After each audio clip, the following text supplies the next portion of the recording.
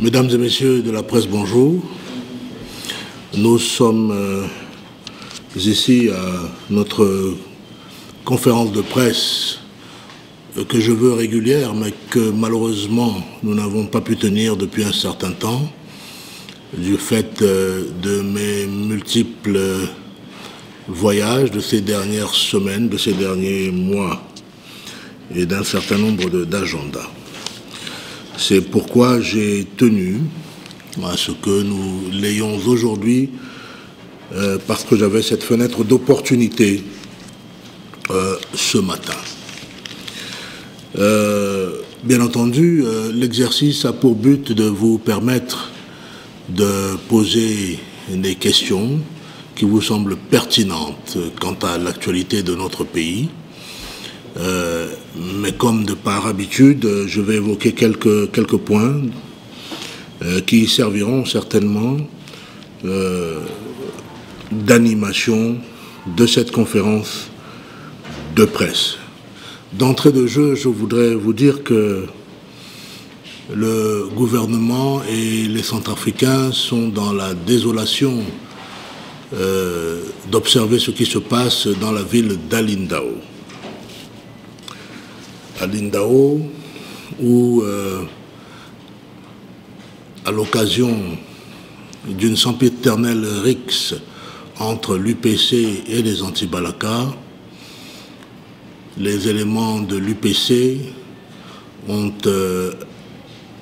attaqué le site des déplacés, situé, me dit-on, au sein de l'évêché ou aux alentours de l'évêché.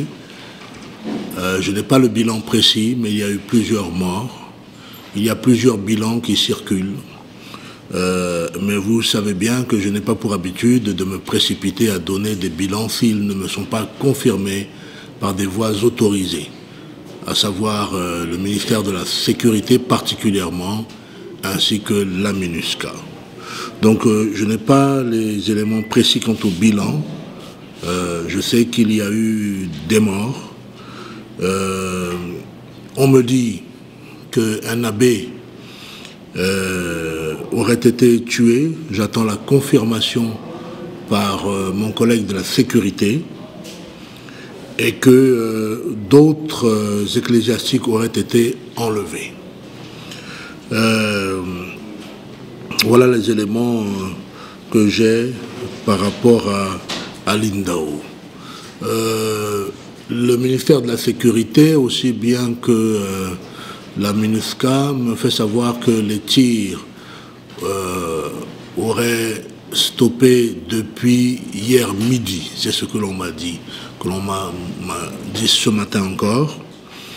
Et donc, et que les dispositions sont en train d'être prises pour une sécurisation de la ville, à la fois par la MINUSCA et les forces de sécurité.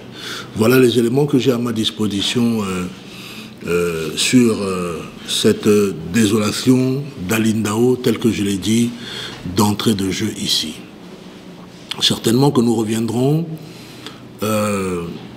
sur cela, mais je veux dire qu'ici, à Alindao, comme ailleurs, et c'est à cela que nous reviendrons, nous observons quand même que des entités qui sont signataires, n'est-ce pas, des accords de paix, continuent de manière tout à fait volontaire et sans frein de s'attaquer aux populations et de les tuer, de s'attaquer aux humanitaires et d'en tuer, et en tout cas de violer les accords qu'ils ont signés. Et je voudrais, avant que de ne faire tout à l'heure une déclaration spécifique sur cette question, sur les ondes, à travers laquelle, bien entendu, et c'est ce que je fais déjà à présent, de présenter toutes mes condoléances au peuple centrafricain et au peuple d'Alindao et à leurs familles, je voudrais quand même noter qu'il est une chose que de signer des accords, de le clamer haut et fort, de prétendre vouloir la paix et que de la faire et de l'observer réellement. Et j'en appelle à la communauté nationale et à la communauté internationale de prendre note de cela.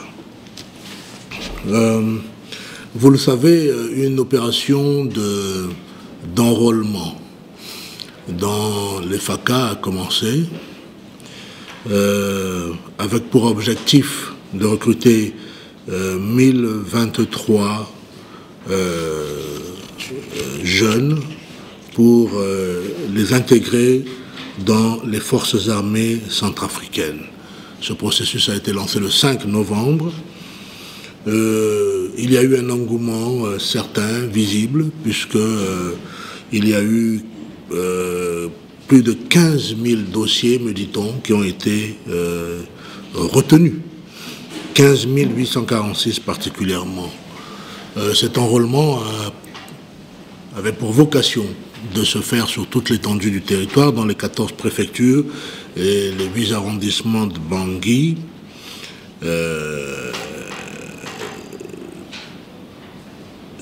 C'est donc la vocation.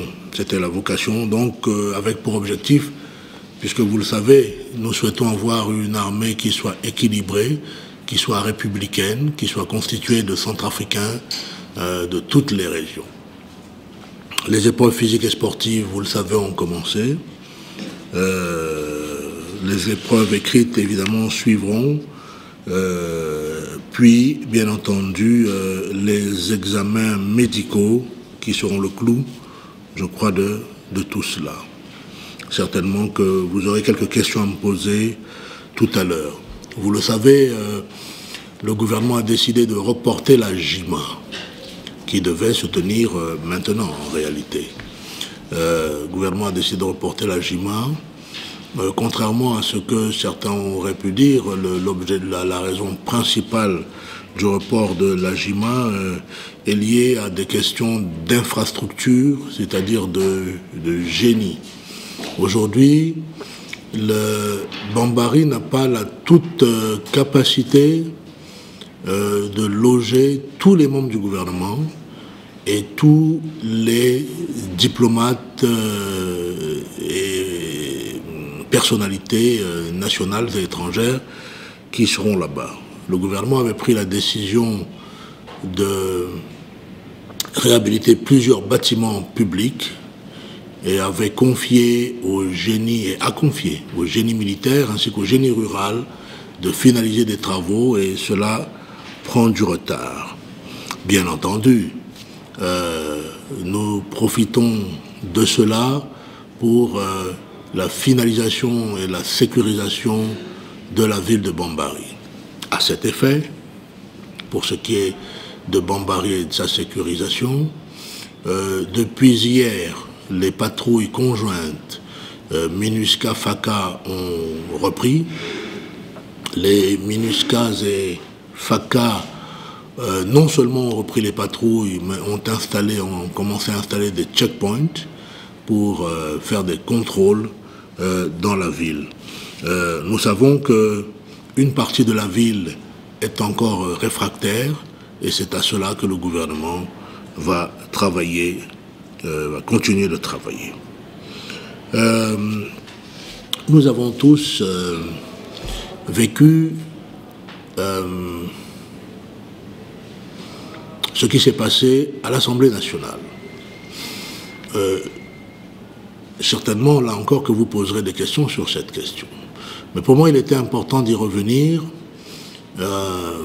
pour balayer du revers un certain nombre d'équivoques.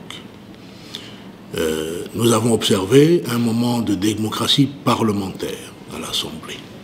C'est-à-dire que les parlementaires, entre eux, ont décidé, par les voies et procédures réglementaires qui sont les leurs, leur règlement intérieur, de mener un certain nombre d'actions, et précisément celles, actions relatives au précédent président de l'Assemblée.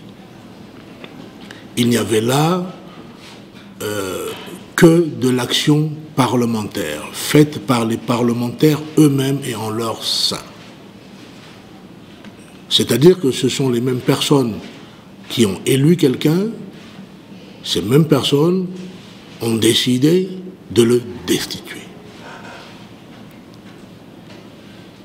Et je voudrais pour ma part dire qu'il n'y a dans ce processus que je décris ici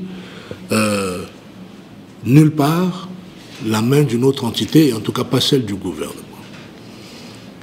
Dès le départ, le gouvernement a estimé qu'il n'avait pas à se mêler de cette affaire.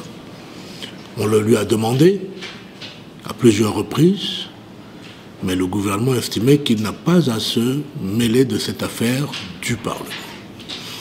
Vous avez tous vu que quand il y a eu arrestation de certains parlementaires, cela s'est passé en direct, à la radio et sur certaines de nos plateformes, où l'on a vu comment les choses se sont passées. Nos vaillants journalistes de la télévision comme de la radio ont montré les images par la suite. À aucun moment ici, il n'y avait une préméditation du gouvernement qui aurait organisé cela pour arrêter des gens. Et je ne vois pas comment l'on pourrait dire que le gouvernement est à la base de cela. Est-ce que le gouvernement aurait poussé des gens à amener des armes à l'Assemblée? Je ne pense pas, et vous non plus. Et le gouvernement ne fait pression sur personne. Notre amie Charlotte m'a fait l'amitié de me poser, de RFI, la question sur cela hier, parce qu'effectivement, certaines personnes, voire certains députés, prétendraient que le gouvernement fait pression sur des députés. J'ai répondu avec les faits qui sont que, mais d'abord de quelle manière? Quelle est cette pression? Je n'ai jusqu'à maintenant eu aucune raison, une réponse spécifique. Donc le gouvernement ne fait pression sur aucun député, ni sur personne à l'Assemblée, ni sur l'institution, qui est une institution indépendante de la République. Je voulais donc que cela soit clarifié. Il y a eu quelques déclarations sur l'initiative de l'Union africaine ces derniers temps. J'ai eu à faire une déclaration sur cette question. Les sorties qui ont été faites tendaient à dire, d'une part, que l'initiative de l'Union africaine était sans résultat. D'autre part, que cette initiative-là n'était pas du tout inclusive des partis politiques, de la société civile et d'autres institutions. Troisièmement, qu'il y avait des initiatives parallèles. J'ai répondu que sur ces 3 points, alors, les résultats de l'initiative, mais les résultats de l'initiative sont à voir à partir des discussions qui vont avoir lieu. C'est au sortir des discussions que nous verrons les résultats. Qui s'est accordé, qui ne s'est pas accordé, et quelles sont les mesures qui doivent être prises par la suite. Deuxièmement, quant à l'inclusivité, je pense qu'ici, devant vous, lors d'une conférence de presse, mais aussi lors de plusieurs déclarations, j'ai déjà eu à dire que, en réalité, l'initiative de paix de l'Union africaine est fixée par un cadre, celui de la feuille de route de l'Union africaine. Il est bien dit, ce cadre-là dit bien qu'en réalité, il s'agit de discussions entre le gouvernement et les groupes armés. Pourquoi? Parce qu'en réalité, je vais encore rappeler ce que j'ai dit précédemment. Premièrement, il y a eu déjà maintes et maintes dialogues nationaux, forats nationaux, inclusifs. Je ne veux au-delà de ceux de Brazzaville, de Libreville, je vais citer au minimum celui de Bangui, le forum de Bangui, inclusif, dont nous appliquons les résolutions jusqu'à présent, au sortir du forum de Bangui. C'est toutes les résolutions du forum de Bangui, après les consultations à la base, qui s'appliquent jusqu'à présent, c'est-à-dire de la mise en place, n'est-ce pas, des institutions, une constitution, des élections libres, transparentes, etc. C'est tout cela qui est en train progressivement de se mettre en place. Ce sont les résultats de ces discussions, de ces dialogues inclusifs de tous. Et il a été dit qu'il fallait à un certain moment donc, il a été dit dans ce dialogue, dans ce forum de Bangui, qu'il fallait que nous arrivions au désarmement. Dernier point donc. Dès que le chef d'État a été élu, il a entamé un dialogue entre lui, le chef d'État, et les groupes armés. Mais cette situation était fragilisante pour le chef de l'État, et en tant que chef d'État, il n'était pas, j'allais dire, équipé pour seul discuter avec les groupes armés. Et cela rendait la chose compliquée. Et à partir de ce moment, à sa propre demande du chef de l'État, à ses pairs ont estimé qu'il fallait que l'Union africaine s'implique. Et c'est ainsi que l'Union africaine a proposé cette feuille de route dans le but principal d'amener les groupes armés à désarmer. C'est-à-dire, pourquoi ne désarmez-vous pas dès lors que vous en avez accepté le principe? Et qu'est-ce qu'il faut pour que vous puissiez désarmer? Et donc, c'est ce dialogue, ce format, ce dialogue qui décide de ce format gouvernement, groupes armés. Voilà pourquoi il n'y a pas cette inclusivité qui est demandée dans les dernières sorties que nous avons entendues. Cependant, le gouvernement s'est accordé à ce que dès que les discussions auraient atteint un certain niveau, il ouvrirait, le gouvernement, je dirais, d'autres discussions, en tout cas un dialogue, avec les représentants des victimes, la société civile, les partis politiques, pour faire le point de ce dialogue avant que d'y aller en soi-même. Ce sera donc là l'opportunité donnée à la société civile, aux partis politiques, aux représentants des victimes, de donner leur point de vue et certainement de faire des propositions avant la tenue du dialogue lui-même. Le troisième point était celui relatif à de soi-disant initiatives parallèles. Là aussi, j'en ai déjà parlé ici pour dire qu'il n'y a pas d'initiative parallèle ni concurrente, ni contradictoire. Pour ne pas trop m'étendre, je répéterai simplement ce qui a été dit à New York.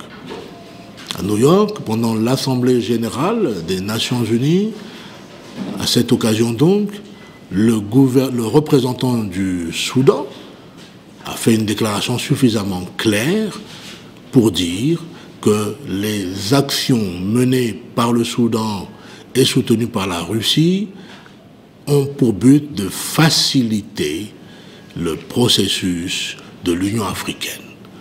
Le représentant de la Russie, de même, a fait cette déclaration dans le même sens à New York, devant tous, et bien entendu, les représentants de la République centrafricaine l'ont fait. Et je crois que c'était suffisamment clair. Je voudrais quand même dire à chacun qu'au moment où nous parlons, au moment où nous avons évoqué tout à l'heure cette désolation de Alindao, au moment où les Centrafricains ont soif d'une chose avant tout, c'est-à-dire la sécurité, permettez aux Centrafricains, à leur gouvernement, de pouvoir chercher toutes les voies, tous les voies et moyens pour arriver au désarmement et à la paix. Le gouvernement ne le fait pas dans l'ambivalence. Quand on dit chercher tous les moyens, c'est tous les moyens qui, dans la transparence et la clarté, peuvent nous permettre d'avancer. J'insiste là-dessus parce que je ne voudrais pas qu'on décontextualise cette phrase que je viens de dire, chercher tous les moyens pour amener la paix, pour dire que le ministre, effectivement, dit que le gouvernement cherche tous les moyens, donc il soutient des initiatives parallèles. Non.